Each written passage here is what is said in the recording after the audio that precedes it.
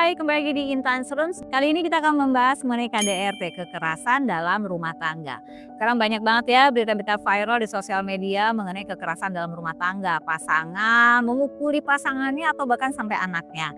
Kebanyakan KDRT dilakukan suami kepada istrinya. Walaupun ada di beberapa case itu perempuan yang memberikan KDRT kepada suaminya. Namun memang persentasenya sangat kecil ya.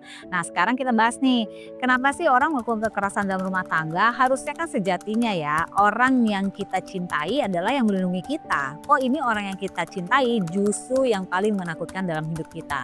Nah ini yang menyebabkan banyaknya terjadi perceraian karena kekerasan dalam rumah tangga.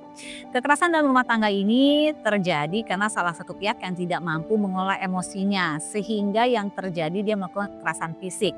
Dan KDRT ini berlevel loh, naik level biasanya. Awalnya mungkin kalimat-kalimat aja yang kasar, tapi itu juga bahaya loh, kalimat kasar bisa menyebabkan luka secara mental.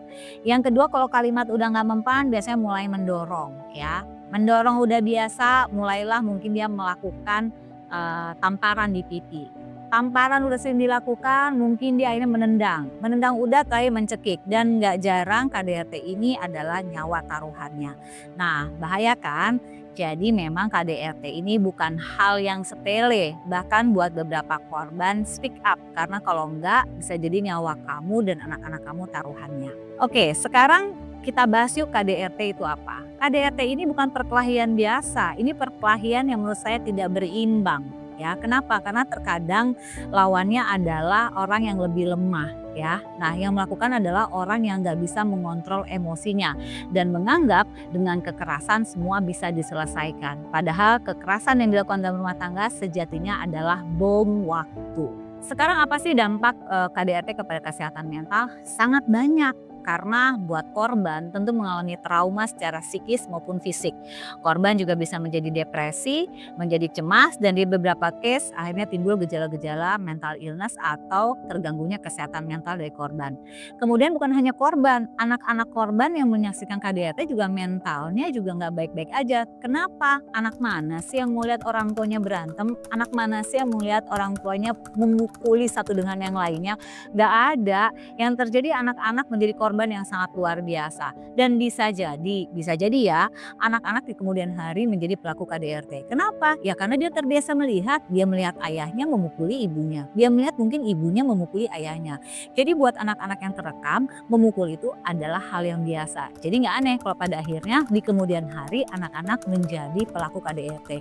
Atau sekarang ya anak-anak menjadi yang sangat agresif, mudah berkelahi di lingkungan sekolah. Ini terjadi karena adanya contoh dari orang tua bahwa melakukan kekerasan adalah hal yang wajar. Dan terakhir di dalam kesehatan mental nih, KDRT bisa menyebabkan bunuh diri. Kenapa? Karena korbannya nggak tahu harus gimana menyelamatkan dirinya sendiri, sehingga kadang-kadang dianggap bunuh diri adalah cara jalan keluar terbaik. Padahal kita tahu itu adalah cara jalan keluar yang salah. Lalu dampaknya lain adalah rumah tangga yang berantakan. Mungkin akhirnya ada yang berani melawan karena tidak ingin disakiti terus-menerus. Nah efek melawan ini ada dua. Bisa kalau pelakunya menyadari, akhirnya rumah tangganya bisa diselamatkan. Tapi kalau pelakunya nggak menyadari dan akhirnya makin ngamuk-ngamuk, akhirnya rumah tangga bisa berantakan. Dan inilah yang akhirnya menimbulkan PR di kemudian hari. Karena dampaknya balik lagi ke anak-anak. Karena rumah tangga dan perceraian itu membuat pukulan yang luar biasa, bukan hanya kepada pasangan suami istri tapi kepada anak-anaknya. Lalu dampak anak-anak juga luar biasa. Tadi udah disebutkan ya, anak-anak menjadi trauma, anak-anak bisa melihat orang tuanya seperti itu dan anak-anak bisa menjadi pelaku di kemudian hari. Mungkin anak-anak kita menjadi agresif atau kebalikannya, anak kita menjadi menarik diri, kemudian anak kita nggak merasa nyaman, anak kita sering sedih. Siapa yang nggak sedih coba lihat orang tuanya berantem sambil pukul-pukulan kayak gitu kan.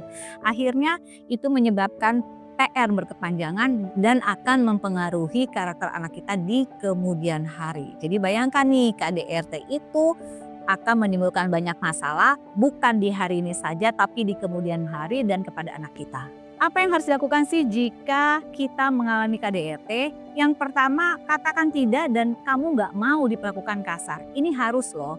Kalau ternyata level ini nggak bisa, maka yang kedua diskusikan dengan anggota keluarga. Bisa dengan orang tua kita atau orang tua dari pasangan kita. Yang ketiga, jika memang udah nggak bisa dikasih tahu dan kamu tahu ini membahayakan nyawa kamu dan anak-anak, bolehlah speak up lebih besar lagi. Kenapa? Karena ini benar-benar bukan masalah yang sepele tapi masalah yang serius. Jangan didiemin aja, jangan dengan alih-alih malu atas nama baik keluarga. Iya paham, tapi kalau pertaruhan nyawa kalian atau nyawa anak-anak, rasanya penting untuk speak up. Speak up untuk berdamai atau bicarakan baik-baik, kalaupun berpisah, berpisah yang baik-baik sehingga tidak terjadi kekerasan dalam rumah tangga lagi. Intinya KDRT ini bukan yang masalah sepele atau ringan. Ini adalah masalah yang cukup serius dan butuh support dari semuanya. Jika itu terjadi pada diri kita, berbicaralah sehingga kita bisa menyelamatkan diri kita dan anak-anak kita. Jika di lingkungan itu ada dan kita tahu lalu korban gak berani bicara, bolehlah kita mensupport korban agar korban berani berbicara. Intinya jangan tutup mata, tutup telinga untuk KDRT. Percayalah KDRT ini bukan masalah sepele karena bisa jadi pertaruhan adalah nyawa atau bisa jadi cacat seumur hidup. Jadi intinya KDRT adalah hal yang salah dan harus dihentikan karena bukan hanya menyelamatkan korbannya tapi juga anak-anak dari pernikahan itu.